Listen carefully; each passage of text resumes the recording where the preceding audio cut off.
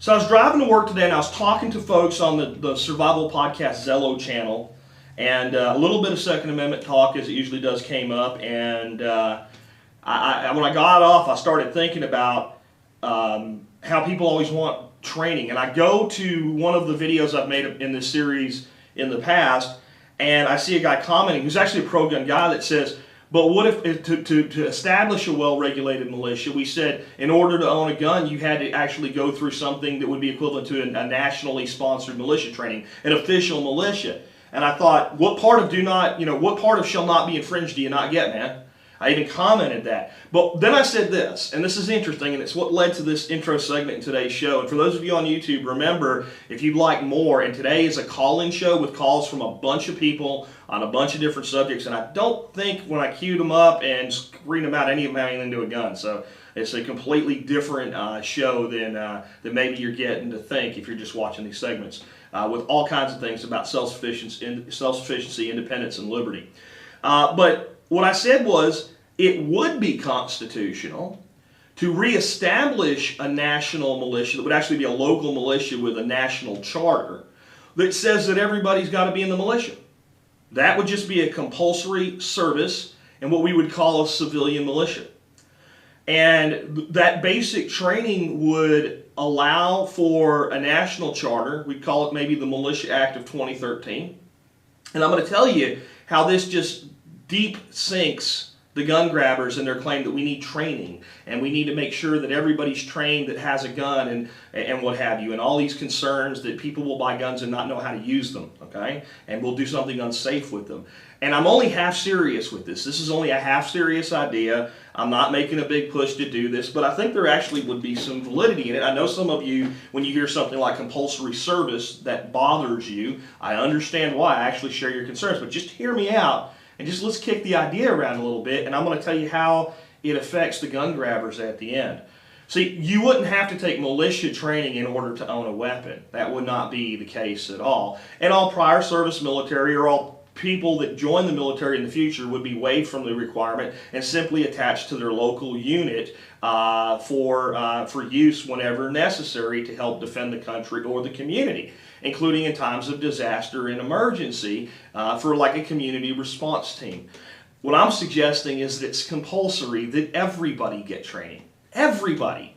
Every single person between the age of 18 and 20. Maybe you do it in two-week intervals or 3 2-week intervals for 6 total weeks of training, and you get 2 years to complete your training. People of a certain age, we may grandfather in. Again, anybody with prior military service or law enforcement experience, maybe we just get grandfathered in. They also have basic training and understanding. And then we have some basic community musters once in a while, just to make sure everybody knows where everybody is and everybody knows what everybody's supposed to do. This would not be without precedent. It would be very similar to the original Militia Act that was passed right after the nation was founded. By the way, here's a little bit of information about why we had a militia in this country, so that we wouldn't have large standing armies, because they were seen as a threat to the citizenry itself. That's why the citizenry were to make up the militia, and that evolved over time. And with the Militia Act of 1903, which was actually called the Dick Act by a lot of people, some things changed and we evolved out a more organized National Guard. We still made allowances for the unorganized militia. That's everybody else. That's all males between the age of 18 and 45. Whether you like it or not, you're part of the militia right now. We as gun rights advocates point this out all the time. But let's look at the Second Amendment. We understand the right of the people shall not be infringed. Anybody that doesn't understand that is either stupid or claiming stupidity when they're not really that stupid. It is impossible to misinterpret shall not be infringed. It's very clear. The only way that you should lose your right to own a firearm is through the commission of a crime and the violation of the rights of another. That is consistent with constitutional and common law. If it wasn't, I couldn't put you in prison for breaking into somebody's house. Some of you thick-skulled folks on our side need to get that through your head. Yes, you can lose your right to possess a firearm by doing things like committing a violent felony. Then you go to prison. Now, do I think that there should be a way that once someone who's done that has done all their time, all their parole, all their probation, can re-establish their rights, and including things like the right to vote again? Yes, I do, but that's a different debate for a different time. What I'm saying right now is What if we establish this civilian militia? And you have to go get your training. When you get out of high school, you set up your training and you go, and like I said, we can break it up to make it fit into people's lives. 3 2-week intervals, and maybe everybody has to do a weekend a year or something like that. And that's all done at the local level. It's a national charter and a decentralized, locally run situation. That keeps the power of a militia where it belongs, in the hands of the people at the local level. Now, there's a lot of benefits to this. First of all, a lot of our young, entitled little daisy children who think they're entitled to everything might learn that there's some responsibility that goes along with their dadgone rights.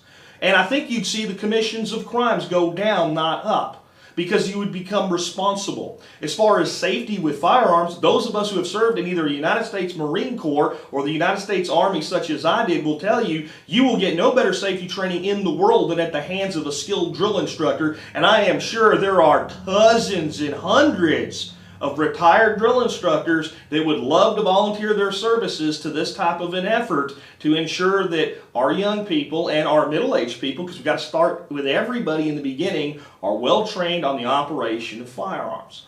Now, think about what this would mean to have this type of organizational structure and training in place when there's a hurricane or a tornado or a forest fire, and every citizen can be a sentinel.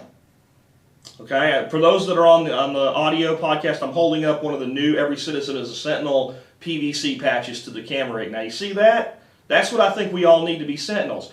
I'm calling for it voluntary. I want you to take this. And what it says, so you probably can't read on the camera, right here, every citizen a sentinel, and across the top, long live the Republic.